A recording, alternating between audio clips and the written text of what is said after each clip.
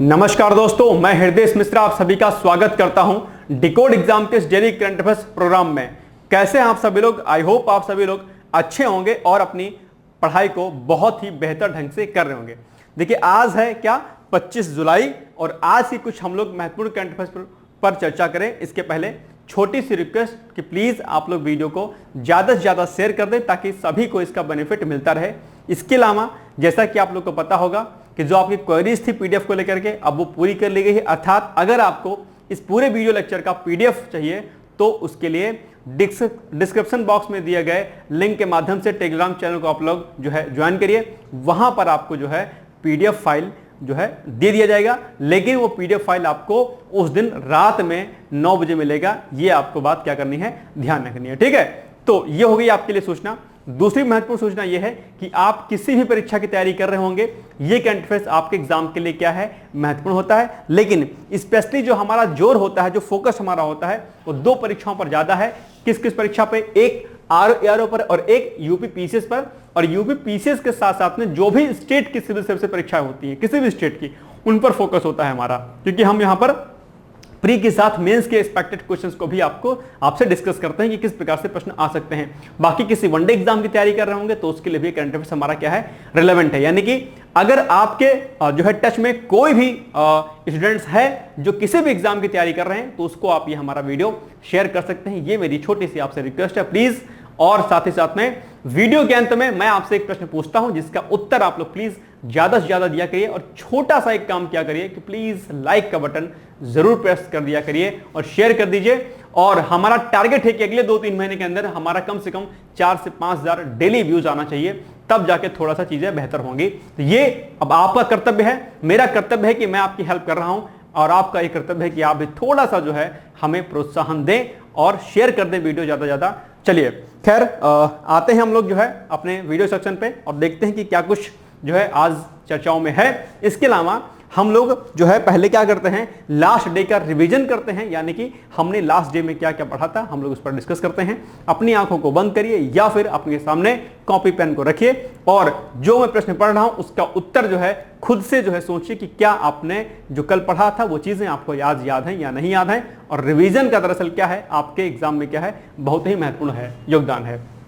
तो देखिए, last revision में हाल ही में विश्व धरोहर समिति की 46वीं सत्र का उद्घाटन कहां पर किया गया है? बहुत सिंपल प्रश्न है, कई बार इसको मैंने कराया है। तो 46वीं बैठक हो रही है, कहां पर हो रही है? नई दिल्ली में संपन्न हो रही है। इसके अलावा हाल ही में कहां पर, ठीक है, इसको अंक में लगा लीजिए, हाल ही में कहां पर international centre for audit of local governance का उद्घाटन किया गया है? तो वो गुजरात में किया गया है। इसके अलावा हाल ही में 35 यूरोपीय देशों के लिए वीजा मुक्त नीति जो है लॉन्च करने वाला देश कौन सा है? वो है आपका बेलारूस। और मैंने कहा था कि ये प्रश्न आपके लिए क्या है, इंपॉर्टेंट है। इसके अलावा हालांकि जितने भी प्रश्न मैं आपको कराता हूं वो सारे के सारे महत्वपूर्ण होते हैं, ये बात आप लोग ध्यान रखिएगा, ठीक है। लेकिन अगर मैं किसी प्रश्न को कहूं कि ये वाला वेरी इंपॉर्टेंट है, इसका मतलब उस प्रश्न को तो आपको बिल्कुल छोड़ना नहीं है, उसको तो आप एकदम रट लेना है। आपको मैं बता दूं कि मैं अनवांटेड कोई भी प्रश्न आपको नहीं कराता हूं। करंट अफेयर्स में बहुत सारी चीजें होती हैं, लेकिन हर प्रश्न करंट अफेयर्स आपके एग्जाम के लिए रेलेवेंट हो ये जरूरी नहीं है। वो उसका आधार क्या है, पीवाईक्यूज है। पीवाईक्यूज के आधार पर अपने करंट अफेयर्स को रेडी करिए, नहीं तो आप दिन भर के घंटे के वीडियो को देखते जाएंगे और कुछ नहीं कर पाएंगे। इसलिए लिमिटेड पढ़िए, उतना पढ़िए जो आपके एग्जाम से जो है कोरिलेट करता हो और वो चीजें आपके दिमाग में फिट हो पाए। ये नहीं कि पढ़ते चले जा रहे हो, 2-2 घंटा करंट अफेयर्स पर फोकस कर रहे हो, कुछ नहीं कर पा रहे हो, फिर बाद में ये नहीं काम करना। स्मार्ट तरीका फॉलो करना है। हार्ड वर्क से ज्यादा क्या है, स्मार्ट वर्क है। एक जो है स्टूडेंट्स का कमेंट भी आया था कि सर डिमोटिवेट फील कर रहा हूं, अभी हमने पढ़ाई को शुरू किया है, नाम मुझे भी ध्यान नहीं आ रहा है, कल मैं कमेंट चेक कर रहा था। तो ऐसा है कि अगर अभी भी अगर आप लग जाओगे, दिसंबर में आपका आरओ का एग्जाम है, पीसीएस का तो अक्टूबर में चलो हो गया है, पीसीएस में तो शायद मुश्किल हो पाएगा आप, क्योंकि अगर मेंस अगर आपका ठीक से नहीं तैयार है तो मुश्किल है, लेकिन आरओ मुश्किल नहीं है। आरओ आप बहुत आसानी से अभी भी कर सकते हैं। अगर सब कुछ झोंक देंगे, आप सब कुछ झोंक देंगे पढ़ाई में, सब कुछ छोड़ करके, तो कामयाबी मिल सकती है आपको। सिर्फ क्या है, राइट गाइडेंस आपको मिलना चाहिए, मेंटरशिप आपकी अच्छी होनी चाहिए, और दूसरा जो है आप कंसिस्टेंसी के साथ पढ़ाई करिए, लिमिटेड चीजों को पढ़िए और स्मार्ट तरीका पढ़िए। हार्ड वर्क से ज्यादा जरूरी है स्मार्ट तरीका। बहुत मेहनत गधों की तरीके से सिलेक्शन नहीं होगा। कम पढ़ करके बेहतर प्रदर्शन कर सकते हैं, लेकिन वो आपको तरीका आना चाहिए। ठीक है, तो ये बात आपको क्या करनी है, विशेष ध्यान देनी है। यानी कि पीवाईक्यूज के आधार पर तैयारी करिए, ये नहीं कि सब पढ़े जा रहे हो, सब पढ़े जा रहे हो, नहीं। देखो कि क्या जीएस में इंपॉर्टेंट है, क्या करंट में इंपॉर्टेंट है, उन चीजों को पढ़ो, उसके नोट्स बनाओ, बार बार उसका रिवीजन करो, टेस्ट सीरीज लगाओ, हो जाएगा। ये नहीं कि एकदम पढ़े जा रहे हो, पढ़े जा रहे हो, पढ़े जा रहे हो, ऐसा नहीं करना। देखिए जैसे स्पेक्ट्रम की बुक आती है हिस्ट्री की, इतनी मोटी सी है, ग्रंथ है अपने आप में, सब कुछ नहीं पढ़ना है। पॉलिटिक इतनी मोटी है, बहुत है उसमें से, बहुत उसमें बातें लिखी हैं, तो क्या सब पढ़ना है? नहीं पढ़ना है भाई। सब पीवाईक्यूज को देखो, उसके आधार पर पढ़ो, बाकी सब छोड़ दो, बात खत्म। तो ये तरीके अपने आप अपनाओ, इसको सोचो समझो, फिर उस पर वर्क करो। ओके चलो, बाकी अगर आपने अभी पढ़ाई स्टार्ट की है तो भी हो जाएगा, भरोसा रखिएगा। कोई समस्या होती कमेंट बॉक्स में जाकर के कमेंट कर दीजिएगा। चलिए ठीक है, तो ये हमने कर लिया। अब आगे बढ़ते हैं हम लोग। नेक्स्ट है अमेरिका के राष्ट्रपति जो बाइडेन निम्नलिखित में से किस पार्टी से संबंधित है? ये प्रश्न था, तो इसका उत्तर क्या हो जाएगा? डेमोक्रेटिक पार्टी से संबंधित है।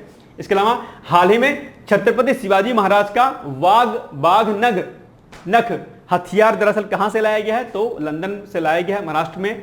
हाल ही में कहां पर उत्तर भारत के पहले ट्रांसजेंडर क्लिनिक का उद्घाटन किया गया है? तो वो किया गया आपके लखनऊ में। इसके अलावा हाल ही में कहां पर राष्ट्रीय भूस्खलन यानी कि लैंडस्लाइड पूर्वानुमान केंद्र का उद्घाटन किया गया है? तो वो किया गया है कोलकाता में। इसके अलावा पीएम स्वनिधि योजना के तहत सर्वश्रेष्ठ प्रदर्शन करने वाले राज्यों की सूची में किस राज्य को प्रथम स्थान प्राप्त हुआ था? तो वो है आपका मध्य प्रदेश यानी कि एमपी। ठीक है, तो ये हो गया हमारा कल का करंट अफेयर्स। और अब हम आते हैं जो हमने प्रश्न आपसे कल पूछा था, जिसका उत्तर हमने आपसे कहा था कि आप लोग जो है बताइएगा इसका। ठीक है, तो भारत में मताधिकार और निर्वाचित होने का अधिकार क्या है? 4 ऑप्शन दिए गए थे आपके सामने, यानी कि ऑप्शन नंबर ए मूल अधिकार, बी नैसर्गिक अधिकार, संवैधानिक अधिकार और फिर डी विधिक अधिकार। इस प्रश्न के उत्तर को कई लोगों ने जो है क्या किया है, गलत किया है। और ये प्रश्न इसीलिए मैंने यहां पर आपको मेंशन भी करवाया था कि देखते हैं कि कितने लोग सही ढंग से पढ़े हैं। ठीक है, बहुत लोगों ने ऑप्शन सी को लगाया था, नहीं सही होगा, ये ध्यान रखिएगा। और अधिकतर लोगों ने डी लगाया था, डी वाले, यानी कि ये मताधिकार और निर्वाचित होने का अधिकार दरअसल क्या है? आपका विधिक अधिकार है। और इस विधिक अधिकार को कई बार सुप्रीम कोर्ट ने अपने अलग अलग केसेस में इसको जजमेंट दिया है, इस पर जजमेंट दिया है। ठीक है, एक केस मुझे ध्यान नहीं है, उस केस में भी सुप्रीम कोर्ट ने आदेश दिया था कि दरअसल मताधिकार और निर्वाचित होने का अधिकार क्या है? विधिक अधिकार है, ध्यान रखिएगा। ओके, ये पॉइंट याद रखिएगा। और लोक प्रतिनिधित्व अधिनियम की जो धाराएं हैं 62 है, उसमें भी जो है इसको विधिक अधिकार ही कहा गया है। हालांकि एक बार पीसीएस में ये क्वेश्चन आया हुआ था और पीसीएस ने यानी कि आयोग ने इसका उत्तर किसको माना था? सी को माना था, वो आर्टिकल जो है 324 या 326 के अकॉर्डिंग। लेकिन इसका राइट आंसर क्या हो जाएगा? जो है विधिक अधिकार ही होगा। ऑप्शन नंबर डी इसका क्या हो जाएगा? राइट आंसर हो जाएगा। इसको आप लोग ध्यान रखिएगा। ओके चलिए, किसी से हम लोग इस पर डिस्कस कर लेंगे। एक बार हम लोग निर्वाचन आयोग एक दिन चैप्टर पढ़ लेंगे, क्योंकि निर्वाचन आयोग से क्या होता है ना, कई बार क्वेश्चंस आते हैं। अभी हम लोग आगे क्या काम करेंगे कि जो हर विषय के इंपॉर्टेंट जो भी सेक्शन हो, चाहे पॉलिटी के, ज्योग्राफी के, उस पर हम लोग काम कर लेंगे। उस पर हम लोग इंपॉर्टेंट चीजों पर डिस्कस कर लिया करेंगे। तो ये छोटे छोटे टॉपिक है ना आपके, ये क्लियर हो जाया करेंगे, वहां पर कंफ्यूजन नहीं होगा। ओके, खैर आगे बढ़ते हैं हम लोग।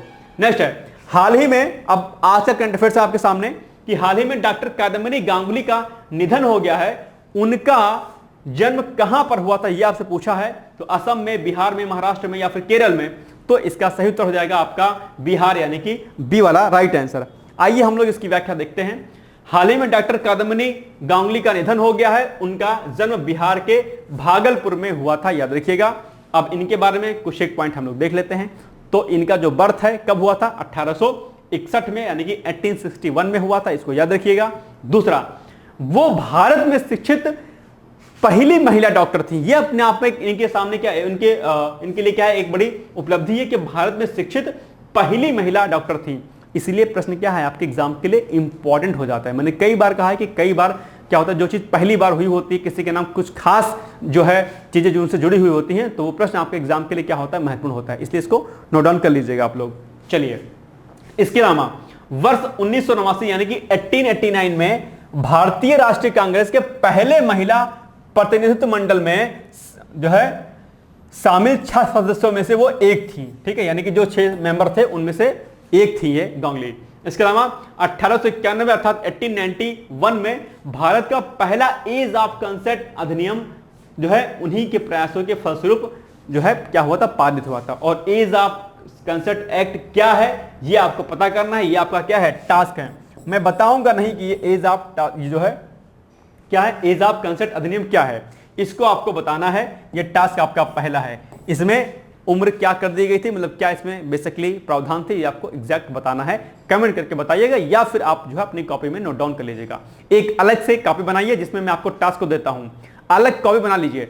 जो मैं टास्क देता हूं, जो मैं क्वेश्चन पूछता हूं, जो मैं कहता हूं कि इंपॉर्टेंट है, उन सभी का अपने कॉपी एक बना लीजिए अलग से, ठीक है। करंट की टास्क नाम की कॉपी, टास्क ऐसे टास्क जो मैं बताता हूं सारा यहां पर नोट डाउन करते रहिएगा।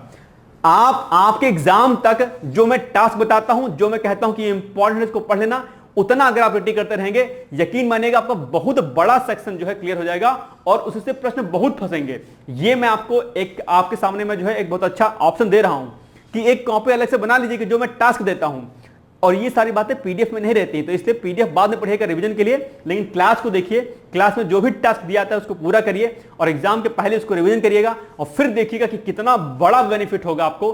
बस आप लोग इसको करते जाइए। ये मेरी छोटी सी रिक्वेस्ट, आपसे पर्सनली रिक्वेस्ट है मेरी, बस मुझ पर भरोसा रखिएगा। बस मैं आपसे इतना बात कहता हूं, थोड़ा सा मुझ पर एक बार भरोसा रखिए। आप लोगों ने करंट अभी तक बहुत जो है पढ़ा होगा, अलग अलग लोगों से पढ़ा होगा, सब लोग अच्छा पढ़ाते हैं, सब बेहतर पढ़ाते हैं, कोई डाउट नहीं है। लेकिन एक बार मेरे पर भरोसा करिए, जो मैं कहता हूं उसको करके देखिए, फिर देखिए कि आपको इस पर जो है कितना ज्यादा बेनिफिट मिलेगा। बस एक बार करके देखिए, ठीक है। तो ये मेरी छोटी सी आपसे क्या है रिक्वेस्ट है। तो प्लीज एक बार जरा इस तरीके को फॉलो करिए, यकीन मानिएगा कि आपको बहुत बेनिफिट होगा, ठीक है। और दूसरा, जो क्वेश्चन मैं मेंस के देता हूं उसको सबको इकट्ठा कर लो, ठीक है, उससे क्वेश्चन फंसेंगे। और साथ ही साथ में जो आपको ऑब्जेक्टिव मैं देता हूं, लास्ट में क्वेश्चन पूछता हूं, उसका भी अलग से अपना नोट, चीजों को नोट डाउन करते हुए चलिएगा। ओके, चलो ये हो गया जो है आपका इनके बारे में कुछ एक पॉइंट। आगे बढ़ते हैं हम लोग। नेक्स्ट क्वेश्चन है, हाल ही में सरकार के द्वारा पोर्टल यूविन लॉन्च किया गया है, इसका संबंध किससे है? ऑप्शन 4 दिए गए हैं। बच्चों के टीकाकरण से संबंधित है ये, या फिर कृषि जोत के डेटा के लिए, या जनसंख्या वृद्धि के डेटा के लिए, या फिर इनमें से कोई नहीं।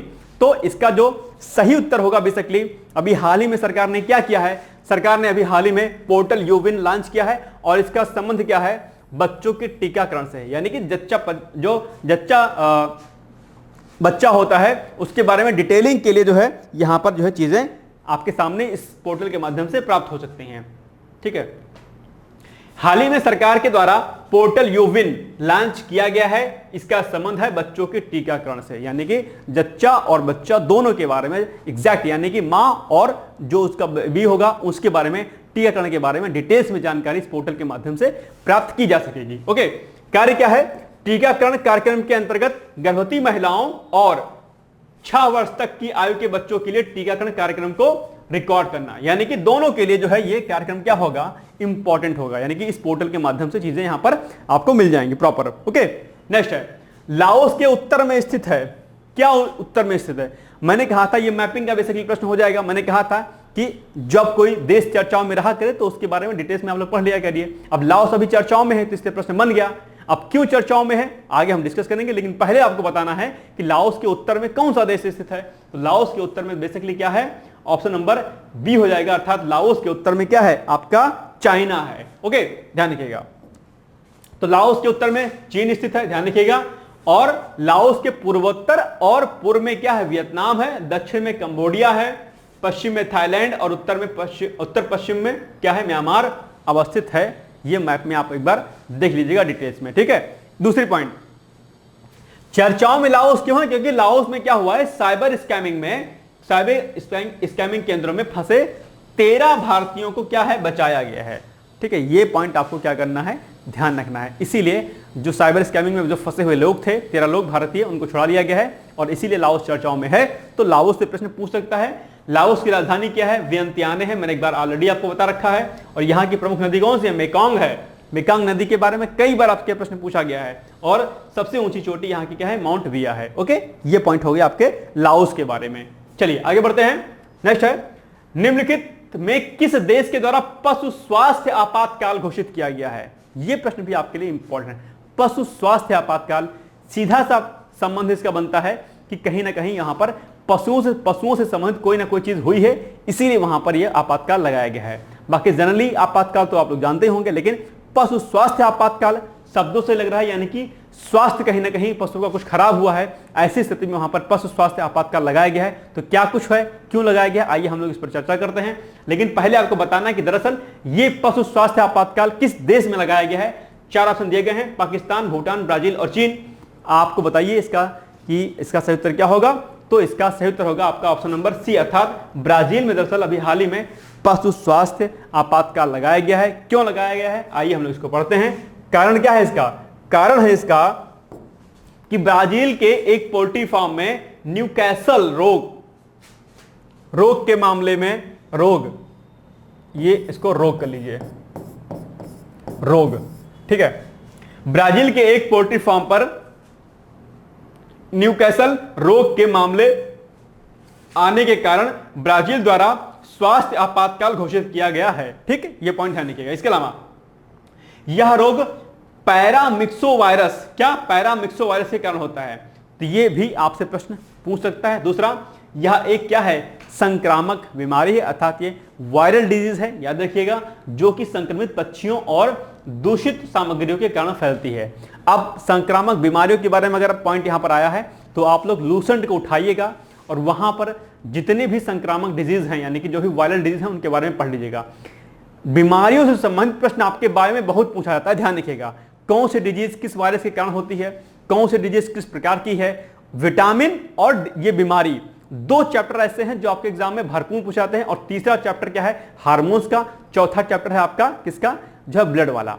ये 3-4 चैप्टर आपके बायो में बहुत महत्वपूर्ण है, इनको पढ़ लीजिएगा अच्छे तरीके से। यानी कि जब इस बार संडे को आइए, जब संडे आएगा इस बार, तो संडे को मेरे कहने पर आप लोग क्या पढ़िएगा, डिजीज का चैप्टर यानी कि बीमारी का, हार्मोन्स का, ठीक है, ब्लड का और किसका, विटामिन का। ओके, ये 4 चैप्टर आप लोग रेडी कर लीजिएगा। टास्क हमारा क्या है, 2 है, टास्क नंबर 2 नोट करिए तो फटाफट। क्या मैंने बोला, टास्क 2 आपका क्या है, आज का टास्क 2 है आपका, ठीक है, कि बायो वाले सेक्शन में से आपको क्या काम करना है।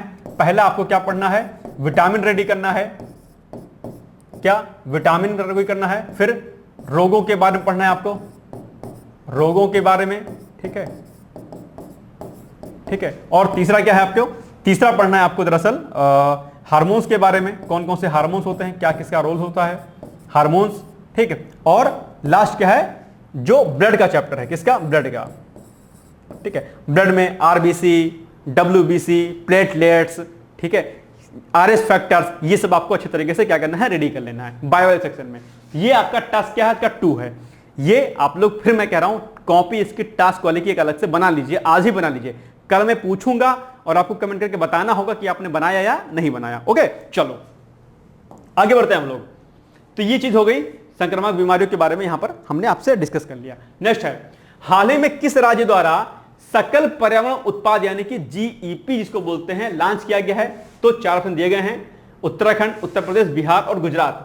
तो इसका सिंपल सा उत्तर हो जाएगा आपका सुंदर सा प्यारा सा क्या, उत्तराखंड, जहां पर आप लोग गर्मियों में बेसिकली घूमने जाते हैं और बहुत सारा प्रदूषण भी करके वहां पर आते हैं, ठीक है, नहीं करिएगा, ठीक है। अगर कहीं भी किसी भी हिल स्टेशन पर आप जाते हैं, हमेशा ध्यान रखिएगा कि पर्यावरण संबंधित जो भी चीजें होती हैं उस पर आप लोग विशेष जोर दिया करिए। ये नहीं कि कहीं पर बिस्किट नमकीन का पैकेट खाया, कहीं पर फेंक दिया, पहाड़ों पर पॉलिथीन का इस्तेमाल किया, ये सब काम मत करिएगा।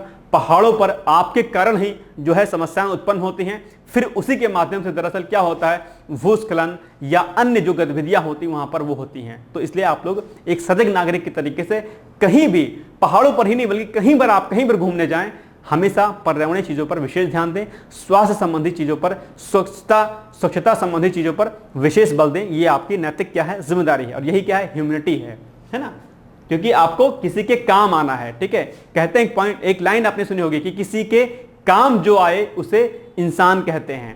क्या, किसी के काम जो आए उसे इंसान कहते हैं, पराया दर्द जो अपनाए उसे इंसान कहते हैं। कभी सुख है कभी दुख है, इसी का नाम जीवन है, और जो दुख में भी न घबराए उसे इंसान कहते हैं। तो इंसान अगर आप हैं, आपको अपने साथ साथ दूसरों के सुख और दुख का क्या करना है, आपको ध्यान रखना है, ठीक है। आप इस दुनिया में रहते हैं तो एक जो सस्टेनेबल डेवलपमेंट का जो कॉन्सेप्ट है, जिस पर 17 गोल जो हैं, जो 17 एसडीजी गोल हैं, वो बेसिकली ह्यूमैनिटी पर ही आधारित है, मानवता पर ही आधारित है ना।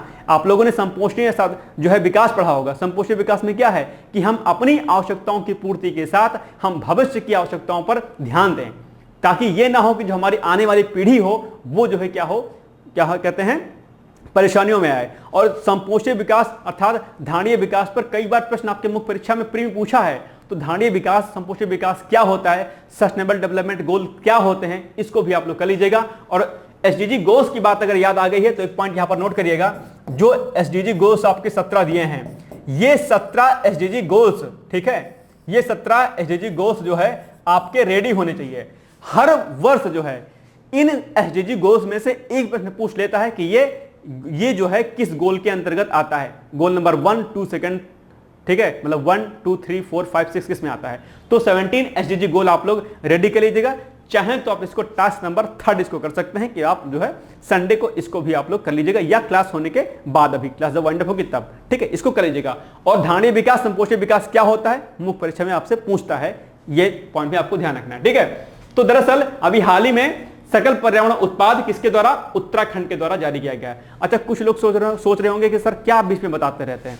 भाई साहब देखो, ऐसा है ना, मैं जो बताता हूं मैं बहुत काम की चीज बताता हूं, बोर मत होना कि लेक्चर बड़ा हो रहा है। ये सारी बातें आपके लिए बहुत महत्वपूर्ण साबित होंगी, क्योंकि कई बार क्या होता है, सिलेबस आपका बहुत बड़ा है, कई बार आप चीजों को छोड़ देते हो, टॉपिक रह जाता है। जब मैं यहां पर बताता रहूंगा तो सारे टॉपिक आप लोग नोट डाउन करते रहो, ये पढ़ना है आपको, ये बहुत मोस्ट इंपॉर्टेंट टॉपिक है। जब आप एग्जामिनेशन हॉल में बैठोगे तो मेरी सारी बात आपके दिमाग में आएंगी, सर कह रहे थे इसको पढ़ लो पढ़ लो पढ़ लो। इसलिए मैं कहता हूं कि कॉपी इसकी अलग से बना लेना आप लोग प्लीज, ठीक है। बाद में भले ही दो बात मुझे बोलो, अभी गुस्सा कर रहे होगे कि यार क्या बताते रहते हैं, लेकिन बातें मैं बहुत सही बताता हूं, ध्यान रख लेना। ये इसलिए होता है क्योंकि ये एक्सपीरियंस होता है अपना, है ना, कि हम क्या गलती करते हैं, वो गलती हमसे जो हुई, जो हम नहीं कर पाए, वो आप ना करें, ये मैं चाहता हूं, ठीक, ध्यान रखिएगा। ओके, चलिए, पॉइंट क्या है कि हाल ही में उत्तराखंड द्वारा सकल पर्यावरण उत्पाद अर्थात जीपी लॉन्च किया गया है, और इसके अंतर्गत वायु, जल, वन और मिट्टी को मौद्रिक मूल्य दिया जाएगा। खास पॉइंट है, इसको ध्यान रखिएगा, इसको इंपॉर्टेंट पॉइंट है। नेक्स्ट, जीईपी पारिस्थितिकी स्थिति को क्या है, मापने के क्या है, अपने आप में एक प्रणाली है, एक क्या है, सिस्टम है। ओके, नेक्स्ट, हाल ही में भारतीय फुटबॉल टीम के मुख्य कोच कौन बने हैं। आप लोग मैच वगैरह बहुत देखते होंगे, फुटबॉल भी देखते होंगे आई थिंक, बताइए कोच कौन बने हैं। जॉर्ज मैकेंजी, गौतम गंभीर, मनोलो मार्केज या फिर क्रेग फुलटन। तो इसका सही उत्तर होगा आपका ऑप्शन नंबर सी अर्थात मनोलो मार्केज। आइए इसके पॉइंट्स को देखते हैं हम लोग फटाफट। तो हाल ही में भारतीय फुटबॉल टीम के मुख्य कोच कौन बने हैं, मनोलो मार्केज बने हैं, ध्यान रखिएगा। और ये कहां के रहने वाले हैं, तो बेसिकली ये क्या है, किसके रहने वाले हैं, कहां के, स्पेन के रहने वाले हैं। और अगर हम बात करते हैं, अभी हाल ही में मैंने प्रश्न भी आपको कराया था कि भारतीय पुरुष क्रिकेट टीम के कोच कौन बने हैं, गौतम गंभीर बने हैं, यह भी हमने आपको कराया था। इसके अलावा भारतीय महिला क्रिकेट टीम के कोच कौन हैं, अमोल मजूमदार हैं, याद रखिएगा। तीसरा, भारतीय पुरुष हॉकी टीम के कोच कौन बने हैं, क्रेग फुलटन बने हैं। तो ये सारे पॉइंट भी आपके एग्जाम के लिए क्या हैं, महत्वपूर्ण है, याद रखिएगा इनको। चलिए ठीक है, आगे बढ़ते हैं। नेक्स्ट है, हाल ही में अंतरराष्ट्रीय ओलंपिक समिति के कार्यकारी बोर्ड ने किसे ओलंपिक अभियान में उत्कृष्ट सेवा देने के लिए ओलंपिक ऑर्डर से सम्मानित करने का फैसला लिया है। 4 ऑप्शन दिए गए हैं, अभिनव बिंद्रा, साइना नेहवाल, मैरी कॉम या फिर हरमिंदर सिंह। तो इसका सही उत्तर होगा आपका ऑप्शन नंबर ए अर्थात अभिनव बिंद्रा को दरअसल अभी ये पुरस्कार क्या किया गया है, दिया जाएगा। ओके चलिए, तो हाल ही में अंतरराष्ट्रीय ओलंपिक समिति के कार्यकारी बोर्ड ने, अब यह भी पूछ सकता है कि यह सम्मान किसके द्वारा दिया गया है, ठीक है। तो यह सम्मान दरअसल अंतरराष्ट्रीय ओलंपिक समिति के कार्यकारी बोर्ड ने अभिनव बिंद्रा को ओलंपिक अभियान में उनके उत्कृष्ट सेवा के लिए ओलंपिक ऑर्डर से सम्मानित करने का क्या किया है, फैसला लिया। और अभिनव बिंद्रा के बारे में आप लोग डिटेल्स में चीजों को जानते होंगे, इसमें कोई शक नहीं है। अभिनव बिंद्रा ने 2008 के बीजिंग ओलंपिक खेलों में पुरुषों की 10 मीटर एयर राइफल स्पर्धा जीतकर क्या किया, व्यक्तिगत ओलंपिक स्वर्ण पदक जीतने वाले क्या बने, ये पहले भारतीय बने थे। तो ये पॉइंट भी आपको क्या करना है, याद रखना है। नेक्स्ट है, ग्रीन क्लाइमेट फंड की स्थापना कब हुई थी, ये आपको बताना है। तो वर्ष 2010, 12, 15 या फिर 2021। तो इसका जो सही उत्तर हो जाएगा वो हो जाएगा आपका ऑप्शन नंबर ए अर्थात ग्रीन क्लाइमेट फंड की स्थापना वर्ष 2010 में की गई थी, ठीक है, याद रखिएगा। ठीक है, अब बात यह है कि चर्चाओं में ग्रीन जो क्लाइमेट फंड है क्यों है, तो चर्चा में इसलिए है क्योंकि क्या हुआ है, हाल ही में ग्रीन क्लाइमेट फंड ने कई विकासशील देशों में कई परियोजनाओं को मंजूरी दी है। किसने, ग्रीन क्लाइमेट फंड ने, जिसकी स्थापना कब हुई थी? वर्ष 2010 में हुई थी। ठीक, इसके अलावा ग्रीन क्लाइमेट फंड जलवायु परिवर्तन के खिलाफ कार्यवाही के वित्त पोषण को समर्पित विश्व का क्या है? सबसे बड़ा क्या है? एक अपने आप में ऑर्गेनाइजेशन है, अपने आप में क्या है? सबसे बड़ा एक फंड है। तो ये काफी व्यापक स्तर पर जो है, जो डेवलपिंग कंट्रीज होती हैं वहां पर ये काफी बड़े स्तर पर जो है अपने कार्यों को संपादित करता है। चलिए ठीक है, हो सकता है कि ग्रीन क्लाइमेट फंड पर आपसे क्या करे, शॉर्ट नोट्स भी आपके पीसीएस पे पूछ सकता है। इस पर ग्रीन क्लाइमेट फंड क्या है, ठीक है, इस पर क्या करेगा, आपसे शॉर्ट नोट्स पूछ लेगा। तो इसको आप लोग एक बार क्या करिएगा, इसके जितने भी प्रावधान है इसको एक बार नोट डाउन कर लीजिएगा। ओके, चलो नेक्स्ट है। अब आज आपके लिए सिंपल सा प्रश्न है और ये रिपीटेड क्वेश्चन है, कई बार पूछा भी गया है, आगे भी पूछ सकता है। प्रश्न क्या है कि वायुमंडल में प्रकाश के प्रसार का, यानी कि जो स्कैटरिंग होती है लाइट की, उसका मुख्य कारण क्या है? कार्बन डाइऑक्साइड है या धूलकण है यानी कि डस्ट पार्टिकल्स, या फिर हीलियम है, या फिर वाटर वेपर्स अर्थात जलवाष्प है? आपको इसका सही उत्तर बताना है। बहुत आसान सा ये प्रश्न है, मुझे पूरी उम्मीद है कि आप लोग इसका सही उत्तर देंगे। ओके, तो ये आपको कमेंट बॉक्स में जाके कमेंट करना है, ज्यादा ज्यादा कमेंट करिएगा और प्लीज एक छोटा सा लाइक जरूर कर दीजिएगा, ये मेरी छोटी सी रिक्वेस्ट है। अब हम आते हैं आज के मुख्य परीक्षा के अभ्यास प्रश्न पर, जिसका प्रैक्टिस आपको घर पे करना होता है। प्रश्न क्या है? केन बेतवा लिंक परियोजना के माध्यम से बुंदेलखंड क्षेत्र पर क्या असर पड़ेगा? यह प्रश्न भी हमने आपको बताया था और कहा भी था आपसे कि यह प्रश्न क्या है, आपके लिए इंपॉर्टेंट भी है। तो केन बेतवा लिंक के बारे में आप लोग डिटेल्स में चीजों को नोट डाउन करने की कोशिश करिएगा। समझ में कुछ नहीं आएगा तो बताइएगा, ठीक है। यह हो गया आज का हमारा महत्वपूर्ण करंट अफेयर्स का वीडियो। कल मिलेंगे एक अच्छे से सुंदर से वीडियो के साथ। तब तक आप लोग पढ़ते रहिए, जो टास्क के लिए मैंने आपको बताया है वो आप लोग करते रहिएगा। पीडीएफ अगर चाहिए होगा आप लोग को तो डिस्क्रिप्शन बॉक्स में दिए गए लिंक पर, यानी कि जो टेलीग्राम का लिंक है उस पर आप लोग क्लिक करिएगा। डिकोड एग्जाम के ग्रुप को, टेलीग्राम के ग्रुप को ज्वाइन करिएगा और वहां पर आपको डेली 9 बजे जो है जो पीडीएफ आपको मिल जाया करेगा, ठीक है। चलिए फिर मिलते हैं कल, तब तक all the best. Thank you so much, bye bye, take care.